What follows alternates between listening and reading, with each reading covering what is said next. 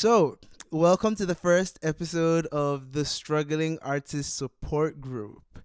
My first guest is introduce yourself. Dacien, Dacien Music. Yeah, Yeah. look at him wearing my merch, guys. Hey, it's a real one. This is a real one right here, right here. Dacien, how are you doing? Man, I'm doing good. Just working, your basic 9 to 5, and just using the money to try putting it into my music. But things are we're on a struggling podcast, so he's not doing too great. Let's be real. That is honestly facts. That's looking why I made this, because I was like, I feel like the grass is always greener on the other side. I was talking to this artist, EM Lord, and in my mind, this is a big man. I think his song got played at the Raptors game. You know what I mean? That's wild shit. But I was talking to him about the struggles and how like I'm tired of Canada and the cold and all this shit. And he was like, "Yeah, bro, me too." I said, "What the fuck you mean you too? Like I'm looking up to you." And he's like, "Yeah, no, I'm grinding it away. It's not easy." And then you go online and then you see all these big artists, and all of them are like, "Yeah, I got paid $10 for my number one hit song." I'm like, what the fuck? What the fuck? What are you talking about? Well, I think that's what I mean. I wanted to talk to artists just about life, about what it's like to be an artist and why they did it. So I guess a good place to start is, why did you start making music? Um, okay, so I started writing when I was a kid. I just started with poetry. I started writing poetry.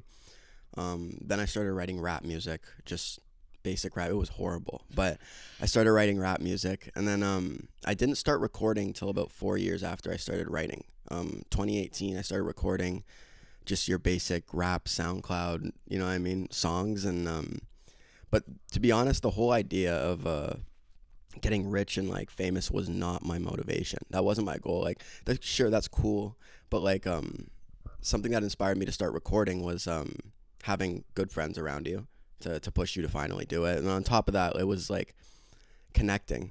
With music, for me, music helped me get through the toughest of times like in my life, and it helped me get out of ruts that antidepressants couldn't bring me out of those ruts. It was all music that did it. When the medication don't be medicating, bro. No, for real. And I just I wanted to connect to people the way that those music or those artists have connected to me.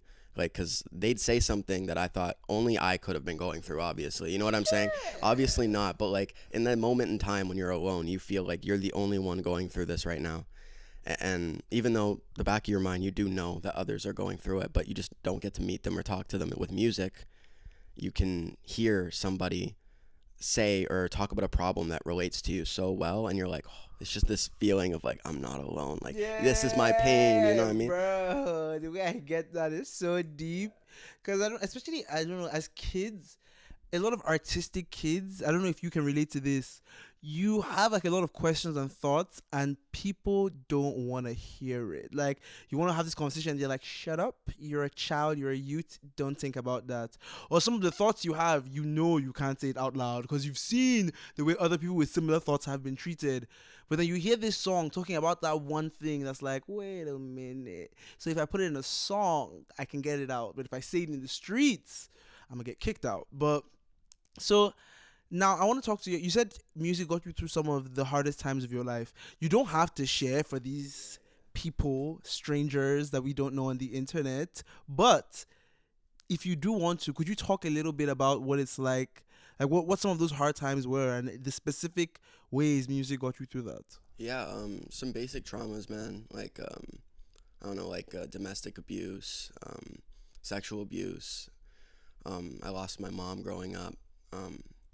I had to move cities a lot, move schools a lot. I never really got to keep friends, so I was alone. I was really independent, and after all that happened, I had like my dad. He turned into like a helicopter parent. So you know what I mean. I didn't have a friend over until I was like 18 years old. Till I moved here, I didn't have people to talk to in a sense. So I turned to music, and it's not a good thing that the music I listen to a lot of angry music, man. A lot of angry, just pissed off music. And as like, people might not say that's the best coping mechanism, but that's what got me through, man. Listening to that angry music and feeling somebody else's like maybe they're a little more angry than me. You know what I mean? I'm like, okay, maybe I'm okay. Like, I got it decent. Like, I'm growing up in the suburbs, You bro. feel a Like, bit I'm normal chilling. by comparison. Yeah. But some motherfuckers, they be going through it. You're like, whoa, whoa, not me, but I get the result of that trauma, but I didn't go through I that get the shit. pain of it. Yeah. And those like songs, in beginning it was angry music, and then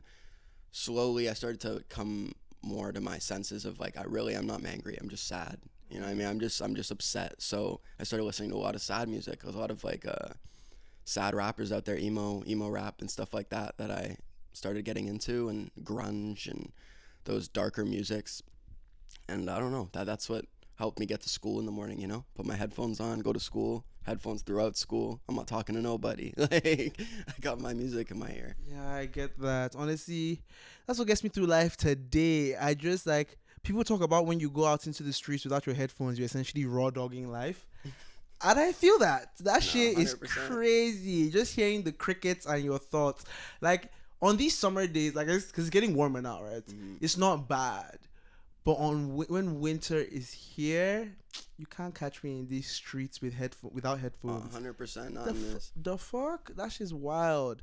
But I want to talk a little bit about what you said about how you transitioned from being angry to sad and realizing that your anger was really just a manifestation of your sadness. Yeah. I think something I believe is that there really is just this thin line between those two emotions. And what was it like transitioning from that state? What was your thought process? How did it feel coming to that realization? It's a lot easier to be angry than sad. It's so much easier. And like you said, there's a fine line between the two.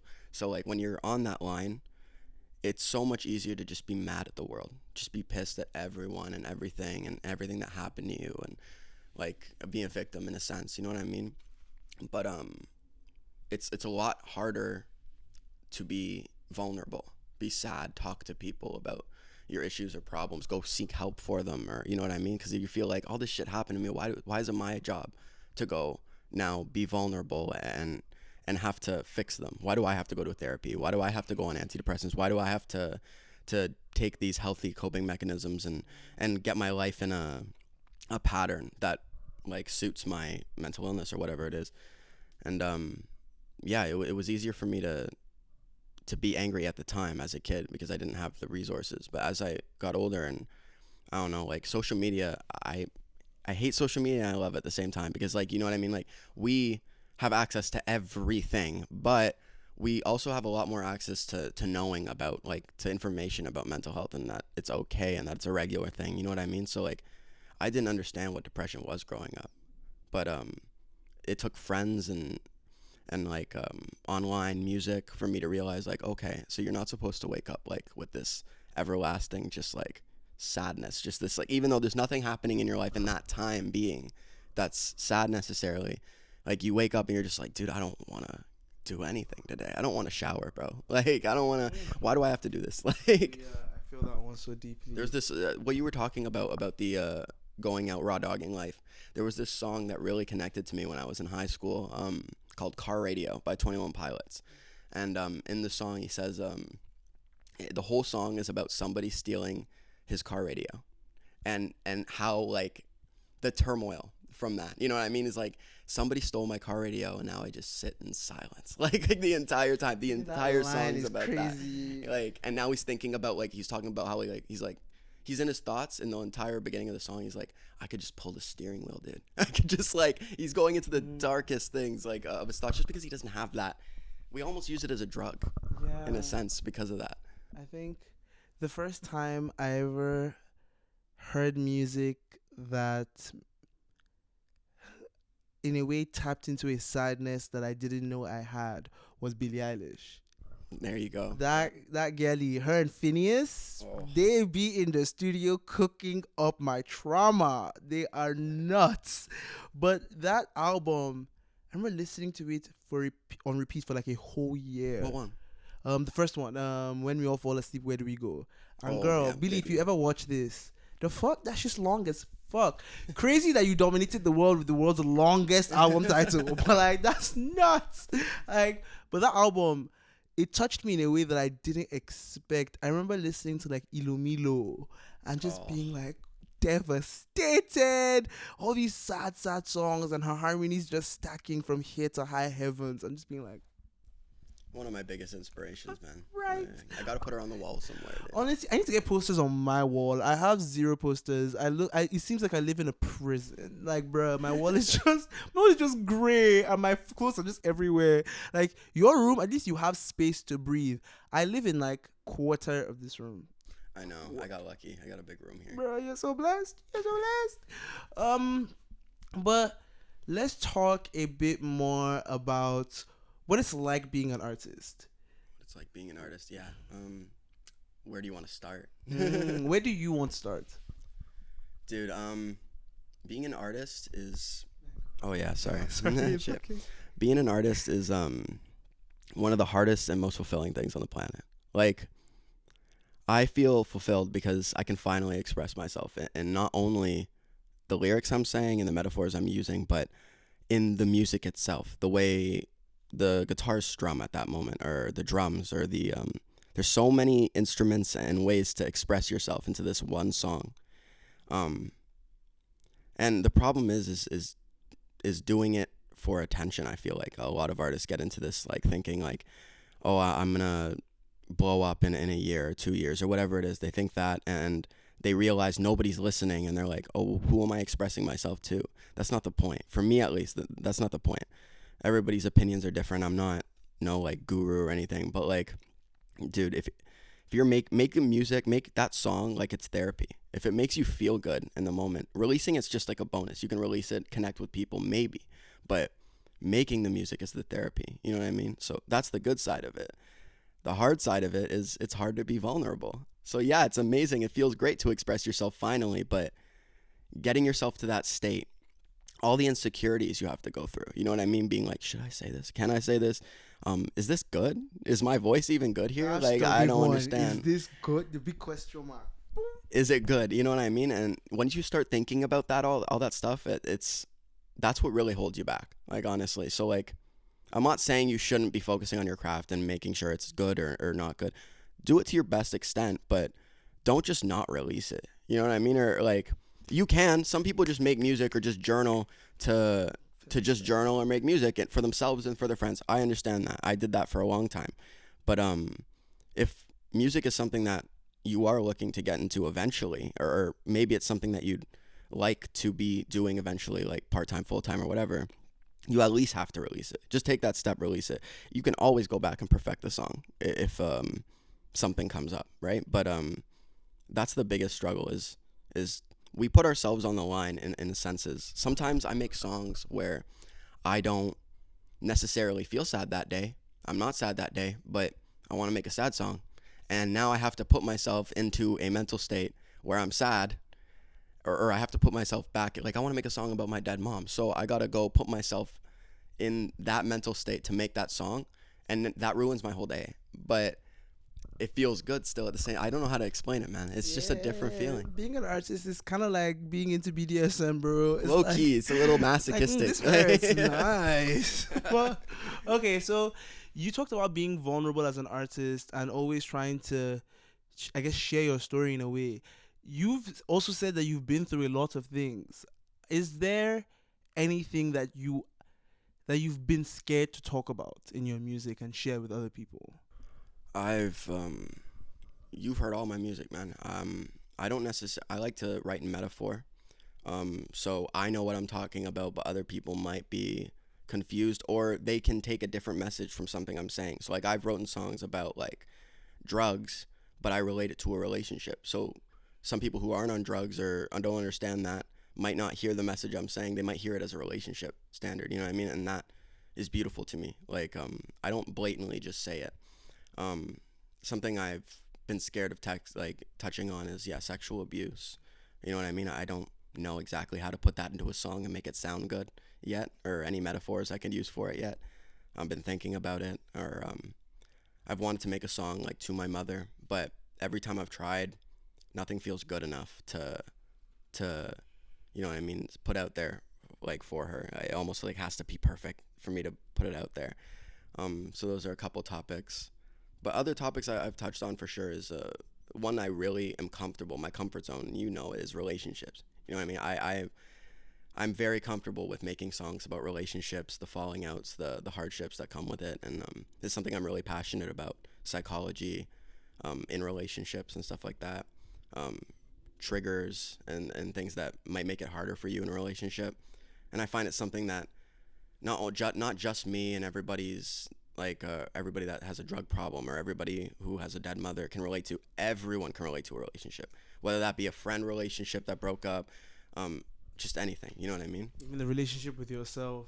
Yeah, for real. A lot of those early love songs I used to listen to as a youth, that's how I used to feel.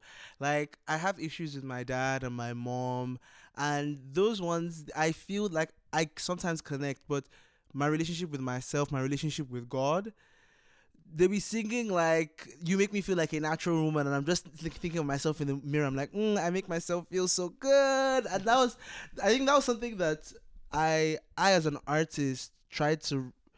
I guess I was tried to translate into my music, but I've always been scared, to be very honest. I write in a lot of metaphors too, and it's for that reason. I generally, now I don't mind and I don't care because I'm a bit more grown. And now as I'm making more music, I'm trying to be very honest and direct with my music. I have a song coming out that's literally about the first time I fell in love at 17 and what it's like to always be the side chick and the secret and the person on the DL. But growing up, I was so scared to have the conversation beyond the music. Like having someone pull up to you and be like, "Oh yeah, you're the one that said that you do drugs. What is it?" And like having your mom call or your dad call or your uncle or your teachers and be like, just like, "Bro, this is not why I made this. I don't want you to talk to me about it." But I look, you do, but I don't. I think that's an interesting experience as an artist. So you said you started from poetry. Why Yeah. did you start poetry? Um, Bro, I was a antisocial child, man. So like the best ways I could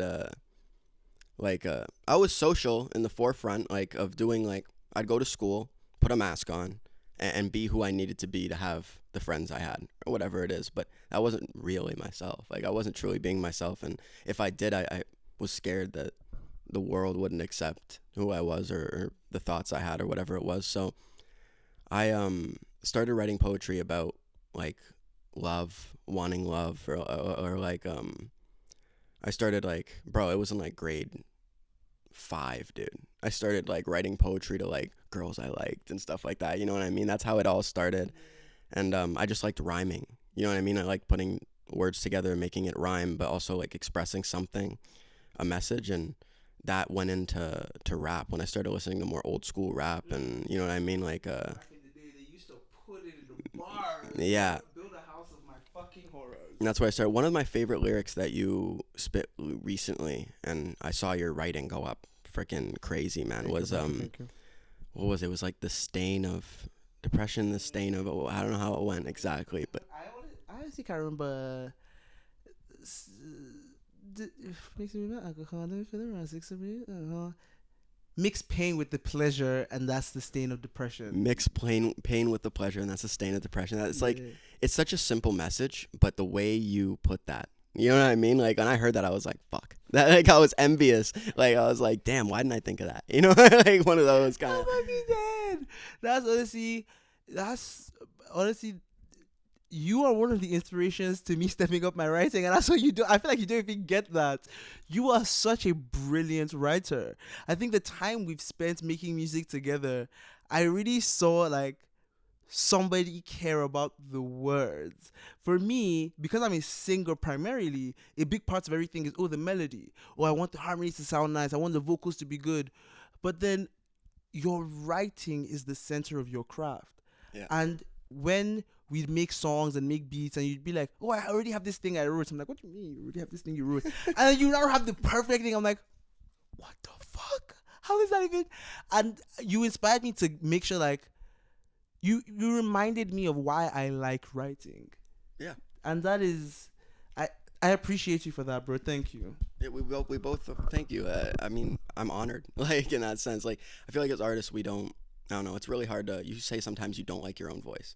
Sometimes I don't like my own writing. You know what I'm saying? And it's just like others say it's good, and no matter how many times they say it's good, it's like I could do better or whatever. I can push myself. I can do better. I'm not doing good enough. And I think it's really good to stop, and it would be such a good and healthy step for us to be like, we are good. You know what I mean? We're good. We've been doing this for 5 years. You know what I'm saying? Like, we're obviously gonna be good. We're getting better and better. And yeah, man, music, like, for me, I was never. I'm just now getting into guitar and learning how to make beats with you, and getting on that stuff, because that's another way I'd like to be able to express myself, um, ukulele and stuff like that. But it's always been about writing since I was in grade six. Like I said, 5, 6. I it's always been about writing to me. So that's where I'm highest at right now, at least.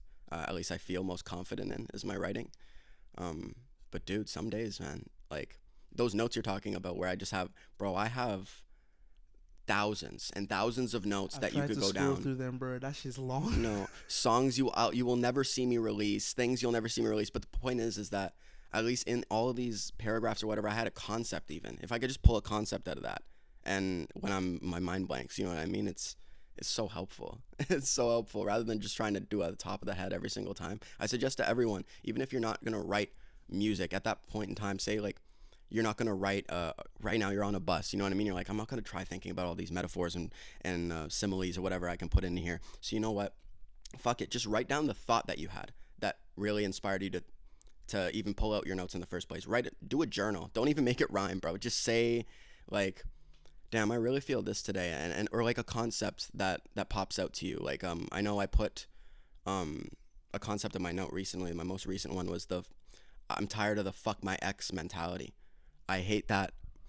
Unless your ex, like, I'm sorry, like, I don't know, cheated on you, or did something. Even if they did cheat on you, the fuck my ex mentality is horrible. I hate it, and it's in every song. It's in pop culture everywhere. Fuck my ex. I hate them. No, you don't. No, you don't. You dated that person for 3 years. You do not hate them. You love them. Don't even lie. Like, you're sad, bro. It's turning to anger again. You know what I mean? Gee, full circle moment. I Yeah. get sadness. I don't know. It's just so yeah.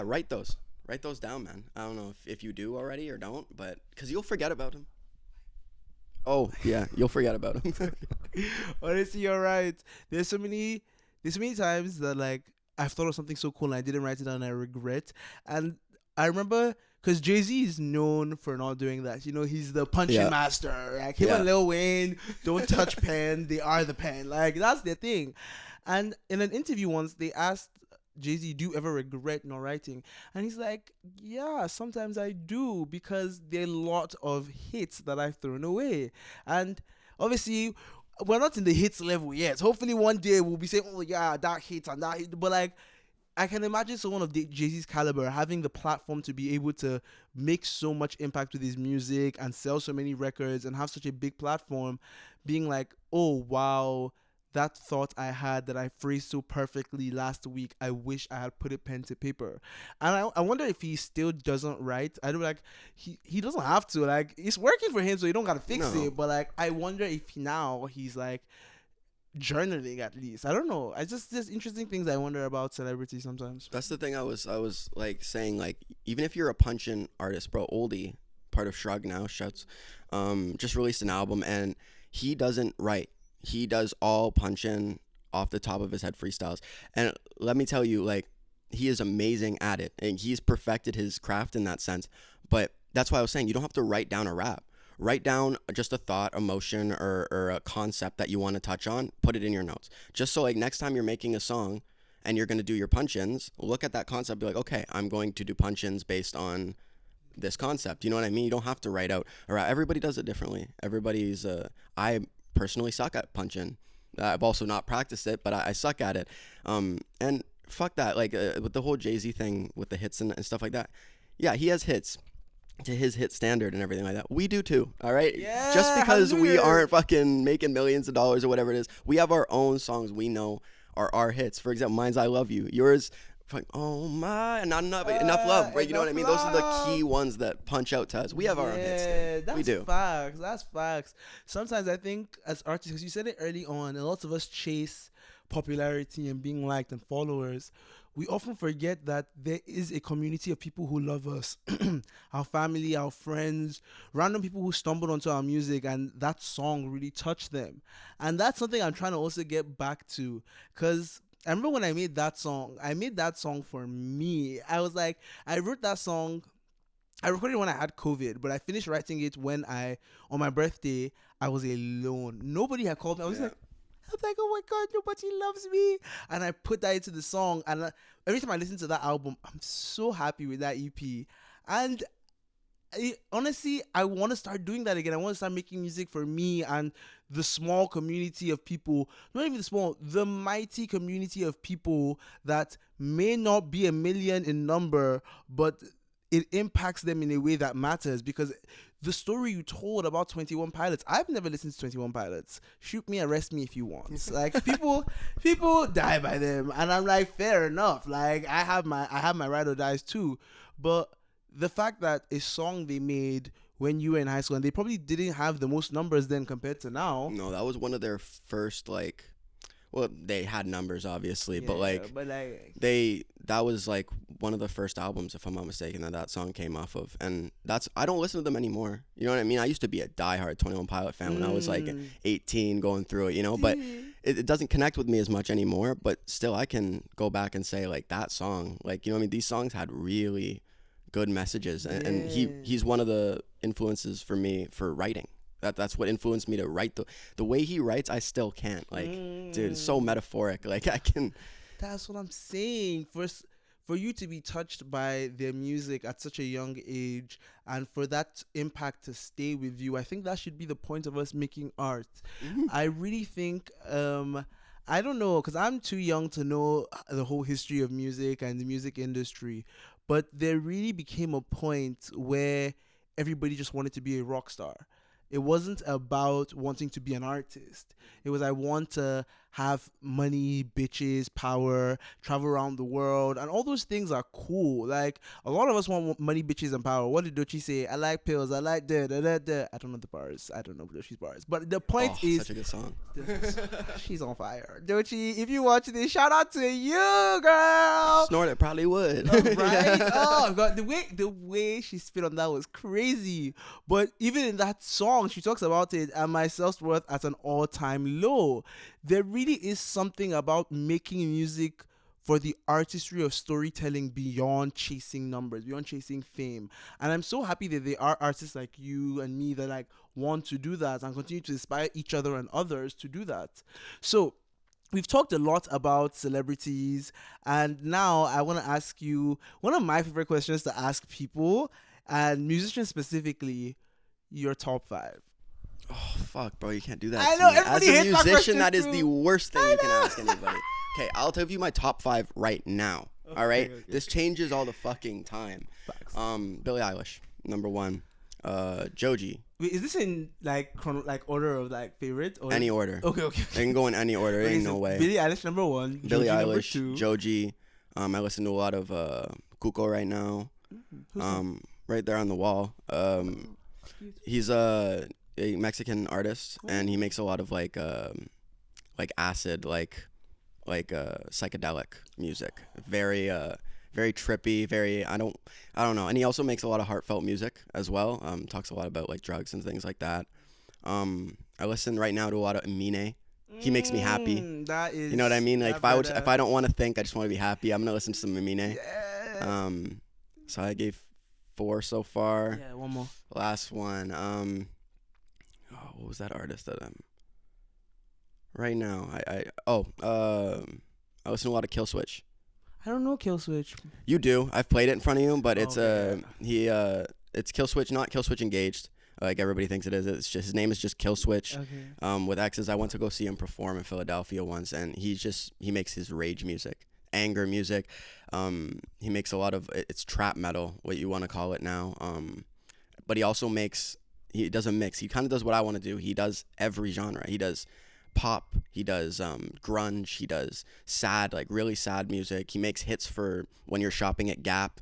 And then he also has his like I want to punch a hole in something music, which I love. I love it. So yeah, definitely big shouts to Kill Switch. Okay, shout out to them. I'm probably gonna put like their names in like a list somewhere on the screen. How about yours? Like, Mine, wow, because this is my podcast. I wonder if many people are gonna ask me this and realize that it also really does change every few seconds, or it might stay consistent. I have no idea. I'm still learning who I am.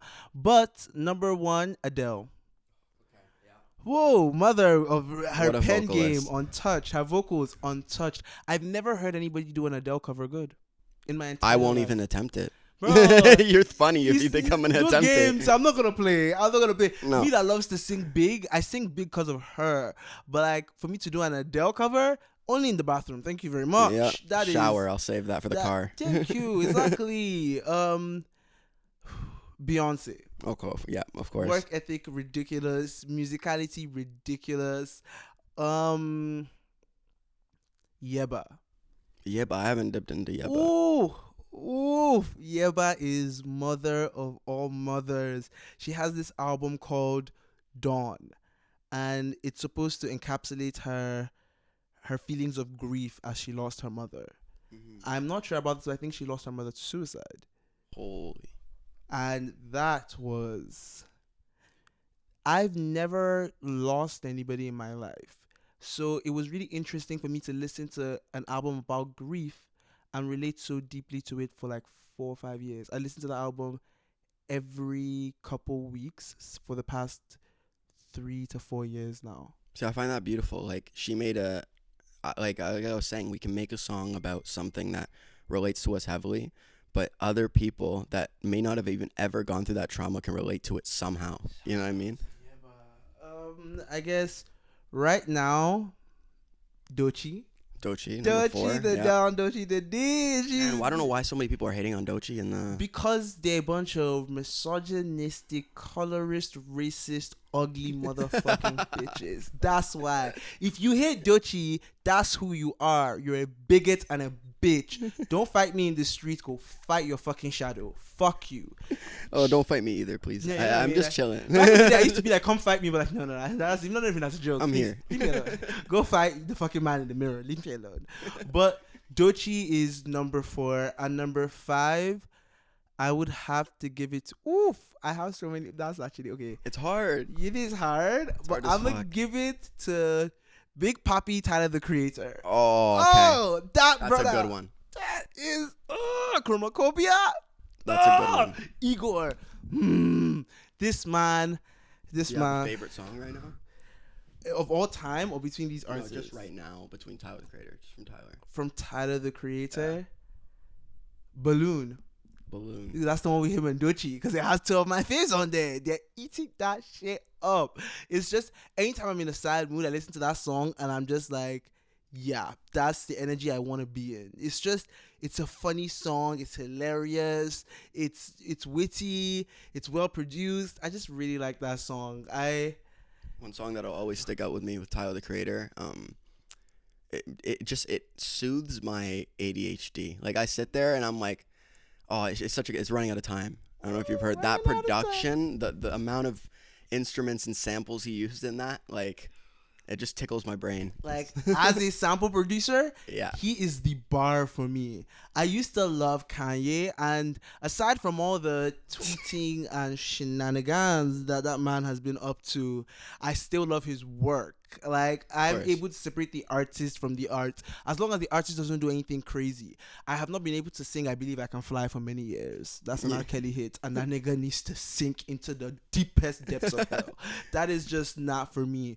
But Tyler sets the bar so high, being so He does. creative with his production, his writing. He's like, even just the way he executes his craft on a visual level. Like when you see his work, that's kind of how it sounds, and it's so. That's where I want to get to. As somebody who also paints and does a lot of other craft, I want my art to translate on such a holistic level like that. Like, he's mine. He's mine. I can tell from your music that's a big inspiration you got, 100%. But it's important what you said, separating the artist from the music like that they create. Even me, separate me from my music. You have no idea who I am. If you're the first time hearing this, you have no idea who I am. You don't know my flaws or anything like that, and until you meet me and get to know me, you really don't know. We don't know who Tyler is in person, right? Really Like we do see him not. on camera, we have no idea. One of my favorite artists recently, Zilla Kami. He is a like a trap metal grunge kind of artist. He just got like a hit with a bunch of allegations, and I'm like, fuck, dude, come on. It's like Allegations be doing our brethren part of dirty. you wants to connect to the music and the artist, you know what I mean? Part of you wants to be like, they're a good guy or they're cool. You have no fucking clue. I used to Zero have clue. this idea in my head that if you could make really good music, there's no way you could be a bad person. Yeah. And the R. Kelly allegations came out, and I was like, rubbish. I'm wrong. Very incorrect. Yeah, But, like, you almost don't want to believe it. You're just like, nah, it's just an allegation. You know what I mean? People come after him. Same with me and Zilla. I was like, bro, it's just an allegation. Like, at least for now. And it still is just an allegation. But, like, it's weird. I don't know.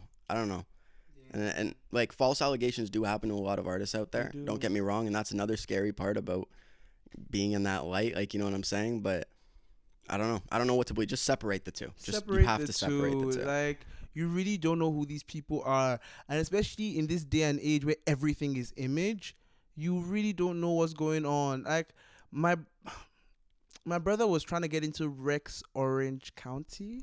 Ooh, beautiful artist. Yeah, you know what I mean? Beautiful. And right as I started getting into him, the allegations came out. And he now could not tell anybody that he loved this. I was like, he was like, fuck. I just Fuck found that. like, but like, that's the world we live in. Like, people can't separate the two. And the worst part is there becomes this judgment if you still engage with their music in any way. And I'm not gonna lie, I was watching American Dad and they sang this like I Believe I Can Fly dupe, and this is the most recent episode, so this is not like before, this is like 2025, and I was just like icked by that. I was like, what's wrong with you guys? Don't pay this man his dues. He does, like, don't pay his commissary, let him starve in prison. Not like whatever. I don't want to be like a cruel asshole, and like, sure, everybody on some point deserves forgiveness, but some niggas need to be punished to the equivalent of their crime. And to do something on such a large scale with such heinous activity, I can't even, like, it's so scary. Like, one of my inspirations as a singer and a songwriter was R. Kelly. That's Really? yeah, Yeah. that's like, that's what's so fucking painful. That's like, this hurts me on a deep level, because I grew up with literally almost no internet. And my aunt would only play like songs on her phone, or my uncle had, like, we would buy Adele CDs and then play it on repeat. That's why I love Adele. Like, she was on repeat in my house. Like, the ride to school and the ride back, we were singing those songs, drumming, harmonizing. But R. Kelly had his songs. He was one of the few modern R&B singers that, in my mind, were singing from their hearts. Not to know the heart was as black as night. Bruh, that's just... Yeah, for me growing up, it was all CDs too. I didn't have an iPod until later on, like the little iPods with no, you know what I mean? I never had one. I've never had No one. How way. people use that shit. It was Michael Jackson. Bro, we were listening to Michael Jackson on the way to school and back from school, and that was my shit. You know what I mean? That was my shit. Nuts. But he had allegations too, bro. Like, everyone Like, has fucking They allegations. still don't even want to let the allegations rest, whether or not he was proven innocent in the court of law. This Yeah. nigga is still being crucified beyond the grave. It's... So like you said, like, it hurts that R. Kelly, and it hurts that you're inspired, but at the same time, don't let that. It's the music you're inspired by. You know what I mean? It's his voice, it's his production, or whatever it is. It's separate the two. I'm heavily inspired by Zilla Kami's music. I'm heavily inspired by a lot of people's music that might not be the best people, but it's the music. You know what I mean? It's still the music can connect with you, and don't be ashamed of that either. I hate that. It's like, this world is so black and white, where if, like, you like a song of a person that did something wrong, it's like, cancel them. You can never listen to their songs. You're a horrible person. I remember when Travis Scott, the whole concert thing happened, and his fucking apology. I'm so sorry, guys. That stupid ass apology he put out. Bullshit, by the way. But listen, like, I had like 3 Travis Scott songs, and I remember, like, my ex at the time was like, "You can't listen to him. Take all these off your play." I'm like, are you kidding me? Like, are you serious? Like, what, does that make me a bad person if I have Travis Scott songs? Some of them go hard. Like, you know what I mean? Like, what am I supposed to do? Just stop listening to the music I listen to because this random guy decided to do something bad? Like, I don't know. I find it stupid. How are we gonna judge? It's like the podcast I did recently, I was telling you about, where I had a conversation about with my coworker about non-offending pedophiles. Me and him were low-key terrified to have this spark of this conversation because as soon as you even say, like, non-offending pedophiles, or actually have a sit-down conversation about it, a real conversation where you're not saying kill them, hang them, you know what I'm saying? As soon as you have that, everybody's like, oh no, you you're freaky. Like, we gotta watch for you. You know what I mean? Like, you know what I Put mean? you on the watch list. Yeah, you can't even sit down and have conversations about things people don't agree with anymore. Like, you're allowed to have two different opinions on something, and you're allowed to sit down and fucking talk about it. We're getting to the point in society. Have you ever read that book 1984? Oh yes, You've I never read it? it. I never read Me it. too. I know about it, but I know about it. Everybody knows about that book. Because that book is the reality of our existence. Imagine a book so old, like explicitly dictating what the times are going to become. And a lot of books have that. That's why people say reading is so important, which is why I'm trying to start reading. I'm tired of saying I want to. Hey brother, I mean, have you read all those books? I have not read all of them. I'm starting to get into them. If you want to try out a book that I read through already, it's a good easy start read because it's a manga. Brother, don't worry, I have so many books I haven't Okay, started. there you just go start it. This is a manga that like I don't have the attention span sometimes to sit down and read just a page of words. So the manga was good to start with, and then finding books that like appease to what you want to learn about yourself. So mine are all like mental health books and stuff like that. I recently ordered The Artist Way. The Artist Way. I've never heard of that one. Ooh, so The Artist Way is this book that's supposed to help you get over your creative roadblocks. And I only heard about it because of Dochi. So 5 years ago, 6 years ago, a while back, Dochi started The Artist Way and she recorded her journey through it. And back then, when I first found Dochi, those views, there was only like 100 views on that. And now it's like 200K, 300K, like, and I went into a bookstore the other day and I was like, hey, can I get a copy of The Artist Way? And they were like, no, we've been sold out. And the owner of the bookstore was like, I don't even know why. Everyone's just been running and buying it. I was like, cause of Dochi. And we had the whole conversation. But one of the most important things we talked about in that was the book doesn't matter as much as the person. It's going to resonate with everybody differently, but it's not going to have the same effect. You may be the kind of person that reading is really not your thing. There is a big judgment on people who do not read. Everyone's like, oh, you're dumb. And I think, I don't even know. I don't read, so I don't know I don't know whether they're dumb or not. I'm feeling real dumb these days, but like. No, you do read though. That's the thing. I hate that too because like you read, like, dude, you're on your phone, right? Like, you're reading every day. It's just what you're reading, what you're choosing to read, the content you're choosing to read. If you're choosing to read a news article about something that happened across the fucking world in a war that you really can't do anything about, you know what I mean? You can, if that's what interests you, go for it, read it. But we read a lot of things that create negativity. Like, you probably read that somewhere that you not reading makes you dumb or whatever the hell it is. Like, that judgment, you probably heard or saw that somewhere.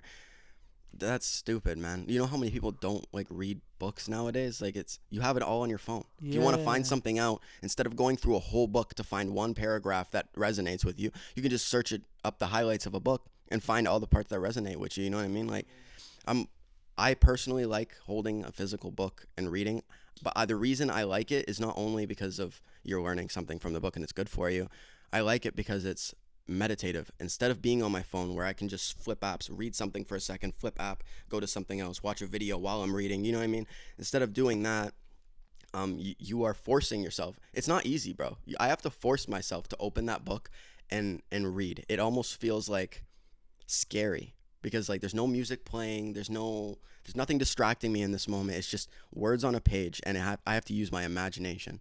And our imaginations have been destroyed by social media, man. Like, have you ever like scrolled through reels? You know, everybody scrolls through reels, right? Like, you go from watching a guy making a song to a guy canceling himself on stage to a war in Iraq to like, you just go like, you know what I mean? And it's just ADHD on your phone. Like, you can't stop. Your brain is just like has to move 10 times faster to process all the things you're seeing, and like the emotional roller coaster of like, oh my god, it's a puppy, the next one is a puppy dying, and the next one is like a building being blown up, and the next one is like someone Minecraft. Bro, it's like what I don't even know how the kids, like the next generation, how different they're gonna be from us, because they grew up with it. Bro, they grew up with the iPad kids. Like, we're talking about how like we didn't have iPods, we weren't like on internet like that, and to think they're kids who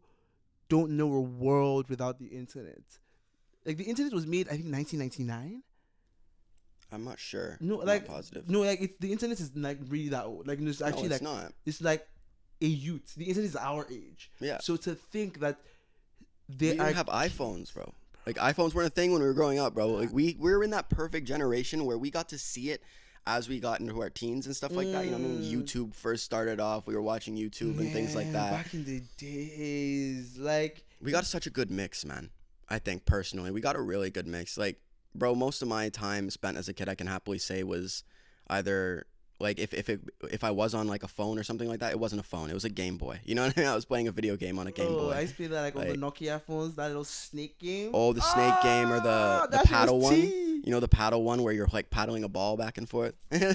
I love that game. Classics. Those are some classic ass games. Yeah. And that's like, life is different for everyone, because I'm sure even our parents were looking at us play those games and like, look at these kids so distracted from life. And like, I'm so intrigued. I don't even want to pass judgment, because I can imagine the judgment that our parents would pass on us. But like, what they're judging us for is the exact same thing they were judging them for. They're like, oh, you're always on your screen and you think you know everything. And we're like, yeah, you guys didn't know shit, and that's why you burnt the world down. Maybe you should have been. Hey, bro, airdrop kids. Like, hey, go back in time, 1980, and airdrop all those kids' iPhones with Spotify on them.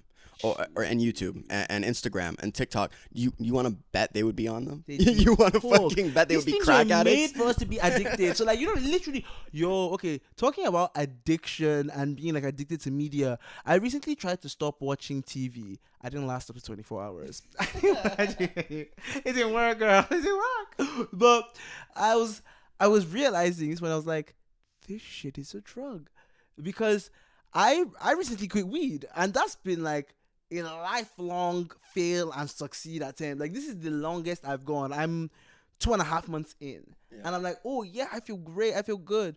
But I'm realizing that like the feelings that I have for TV, they're so much stronger than I've ever had for any substance in my life. Man, it's an actual drug. It I don't know if I've been reading on like spicy food, for example. It triggers a certain receptor in your brain to release like dopamine, just like cheese or TV or flashing lights downtown in Toronto. You know what I mean? All these things, like, I don't know if it's dopamine or serotonin, what one it is. I'm not a psychologist again, but they trigger those receptors. We are just walking drug addicts, man. We don't see them as like, you're not actually physically taking a drug. You know what I mean? You're smoking weed. You're not physically doing, dude, if you're doom scrolling through TikTok, I almost see that worse than TV. Like, you know what I mean? Like, that's a drug in itself right there in your hand. Everybody drinks a coffee in the morning. That's a drug that you're getting up and getting started your day. It's the only way that you feel happy in the morning. Or, I don't know. Everything is. Like, but some are healthier than others. Going for a morning walk could be considered a drug because it gives you serotonin. It gives you adrenaline. The sun's shining. The sun's a drug. You know what I mean? The sun, we miss it for the entire winter. That's why we're so fucking sad all the fucking time. You know what I mean? I'm like, so happy the sun is coming back. You don't know how the depression was hitting me. That feeling when the sun hits your face, like when you walk out this morning and that sun hits your face, like, dude, that's one of the best drugs I've ever hit. Like, in my life, yes. I'm an addict to the sun, and I'm proud. Music, of man, that. music. When you finally get that fucking pattern the way you wanted it to, when you finally hit that note, you know what I mean? It's a drug. Life is a drug, man. Life is a drug. That is, honestly, I wonder if anyone has made a song about that. I'm sure there has, right? True. There's nothing new under the sun, but we should do that. Well, we can do it. Yeah. Who gives a fuck? Yeah, we're gonna do it. Okay, let's see. So we've talked about some deep stuff, some lighthearted stuff. I know you just came from a podcast talking about a bunch of conspiracy theories, so I'm sorry to put you back in that space, but what is one conspiracy theory that you have no evidence for, but you're so sure it's right? Okay. Don't be sorry. That was a fun podcast. I enjoy sitting down with like friends or people that like have different opinions than me. That's so cool to me, being able to debate things. But a conspiracy theory that I believe, okay, it's not, I don't know, because the conspiracy theories I believe in are just like kind of like, you know, they're true. I mean, like, the phones are all listening. We know the phones are fucking listening, dude. They're listening. That's a conspiracy, but the phones are listening, dude. Like, there's no way I'm talking to you about drugs and I'm gonna go on my phone in a second and there's gonna be an ad for naloxone kits. I can guarantee you, I've seen it. It's happened before. So tell me, like, you know what I mean? Like, so that's one I believe in 100%. Okay, that's fair. Um, Mine is, and I would probably die on this hill because I'm so sure that the biggest purchaser of glitter is the meat industry. Why? So there's this so there is this conspiracy that, well, it's not a conspiracy, so this is a fact that the glitter industry started from the military industrial complex. So I think they were blending. Actually, wait, am I wrong? I'm probably wrong, but it started from this regular manufacturing complex, and they were shredding paper, and the paper came out everywhere, and it was kind of glittery and shiny. And I think it was a bit poisonous initially, like as most things are. But over time, it kind of just became part of culture. People started putting it on in pens, on clothes, on cars, and the glitter in the US is made in only two places. And somebody tried to go in there and interview them, and it was like the first one said, "No, we're not. Like, you're not allowed to come in. Like, no, stay out, bitch. You don't. We don't care about your fucking news outlets." The second one let them in, but under really tight watch. And he was interviewing one of the people, and he asked, who's the biggest purchaser of glitter? And she was like, that's confidential, I can't tell you that. And he was like, what? He's like, and she was like, you'd never believe it, but I can never tell you. And after that, a conspiracy theory web was formed, and everybody was like, oh, it's the military industrial complex, oh, it's the shipping and boat complex. But I was like, I'm so sure it's meat. But what is that? Why do they need glitter? To make meat more appetizing, to make it look better, to make it more appealing to people in media, in real life. Well, I think that's true because like not only do they use glitter, I think it's been proven that dyes have been used to make That's what meats I more red mean. and whatever. Like, you know what I'm saying? Like to make more shiny or whatever it is. Like that's understandable. Yeah. I could see. And the biggest sausages, I don't eat sausages anymore. Sausages or hot dogs, I don't. Well, they're just. I mean, you know how they're made. I literally do. I kind of do, but I don't want to know. No, Dude. like them videos that people be sending. Don't send it to me. I won't watch it. They're just scrapings, bro. Exactly, It's and I'm just just scrapings. like, bro. Only God knows if somebody put their enemy inside there. Next thing you know, I'm eating I'm eating the manager of the fucking corporation, bro. I don't want to think about it. I don't want to eat meat. Like it doesn't sit right with me. I want to know where this meat was cut from. I want to know why it tastes like this. I want to know because I already don't know enough, in my opinion, when it comes to the things we ingest.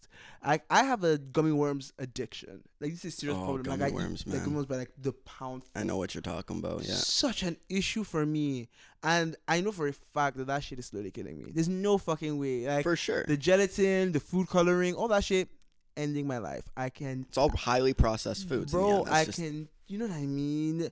So things like that. Things like, I already know the stuff that are killing me, and I know I can't avoid that one. The things with question marks, why is there a question mark? That's the one that scares me. Anything that I don't know, and in a world of excess information, that scares me. Because why are you protecting that secret? Like Coke. What the fuck are they? Like, I'll down a Coke, Loki. I know I'm saying I Give me one right now. I'll down it.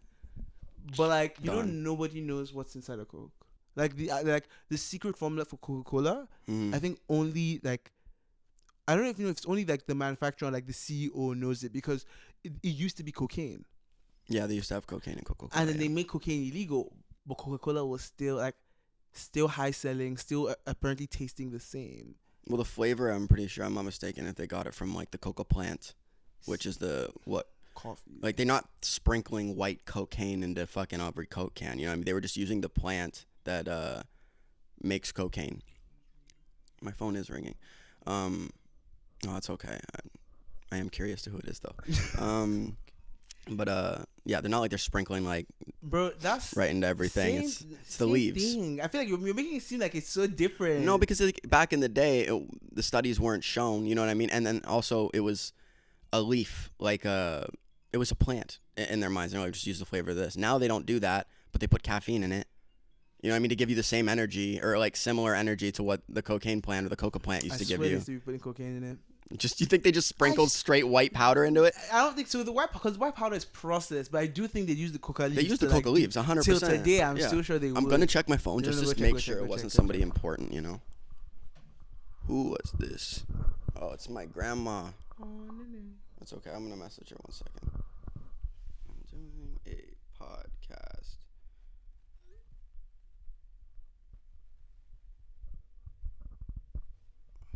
Sorry, guys. I don't mean to do this to your podcast. You can always just cut it here, Yeah. and then we'll continue.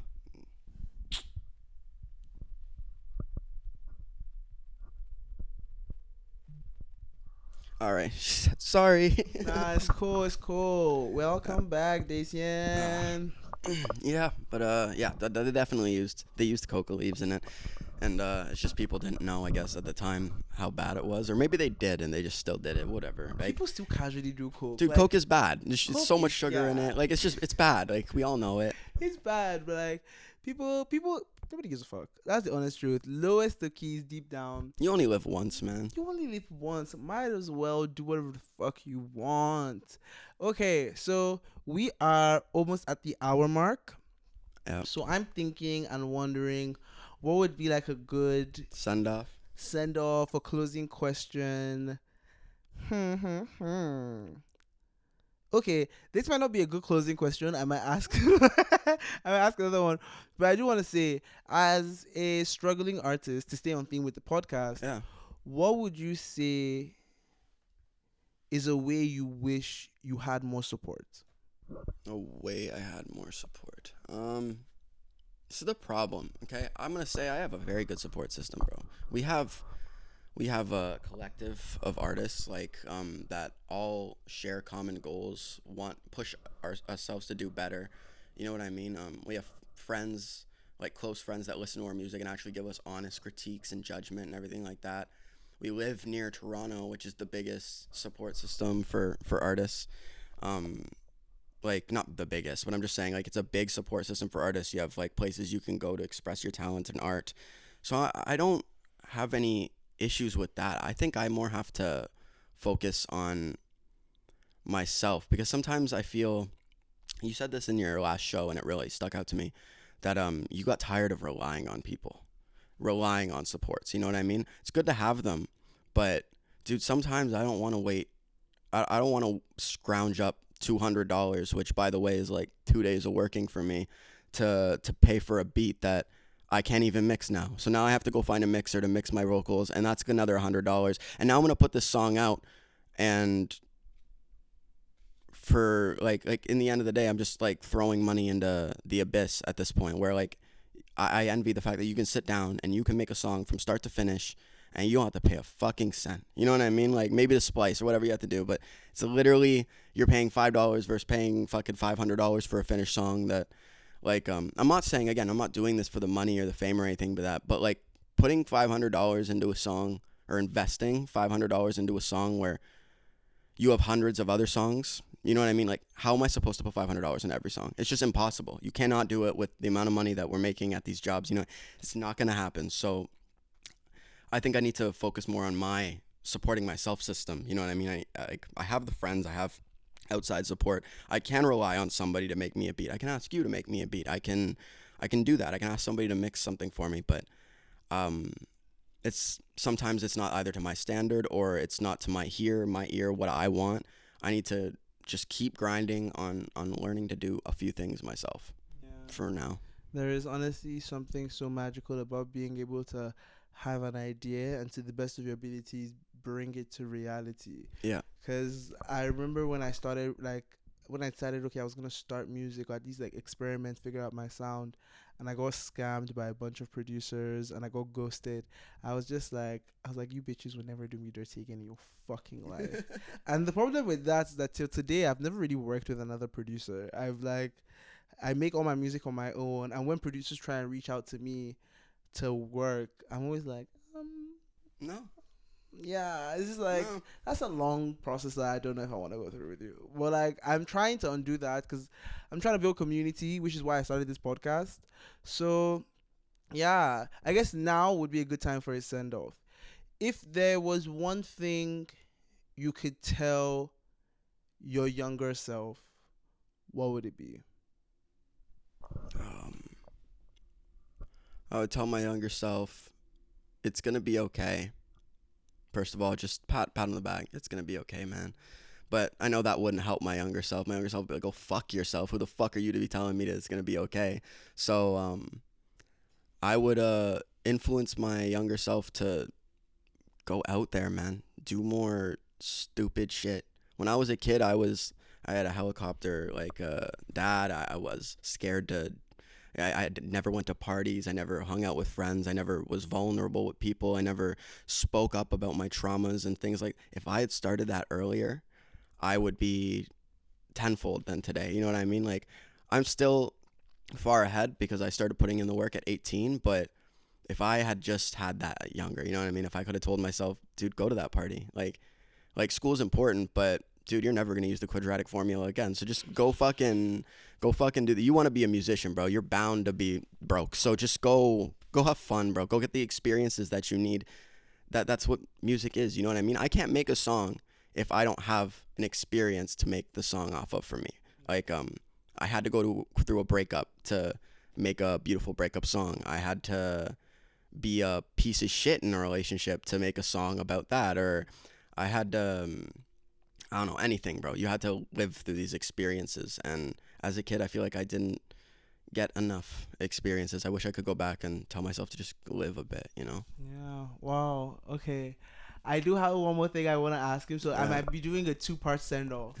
This one is now, if one day in the future this will still be available on the internet, hopefully we don't have like this big internet crash or whatever the fuck conspiracy theorists and my low-key inner conspiracy theorist believes. But one day in the future, you're watching this video again.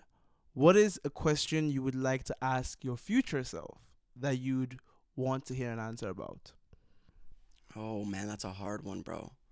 The thing I love about podcasts is these are filmed. I was talking to my coworker about this. These are filmed documents of who you were in this moment in time in a conversation. So 10 years from now, I might look at this podcast and be like, I don't agree with half the shit I said. I've learned and evolved as a person. You're allowed to change your opinion as a person growing up, and I will. You know what I mean? You think you know everything now. Till tomorrow. You know what I mean? Every single day, every year, you know more than you did before. And I would like to ask my future self, like, where are you now? You know what I mean? Are we have we done any better? Have we what do you think about the way we're living right now? You know what I mean? Like, where we are. Would you consider it bad thing? Would you consider it just like growth? What you had to do to become you now? That's, I don't know. There's so many questions I could ask, you know? No, those are good questions. I hope one day you can watch this back and be like, yeah, I'm happy, I'm proud, and your tears are falling. I'm like, yeah, Dacien, we did it, we did it.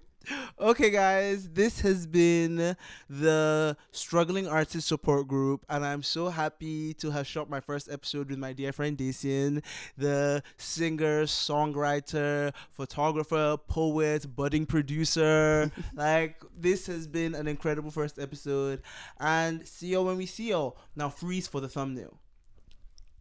Don't you miss anything at all? Listening to Billy as we watch the snow fall. I'm taking in the negatives and still it's just so sad.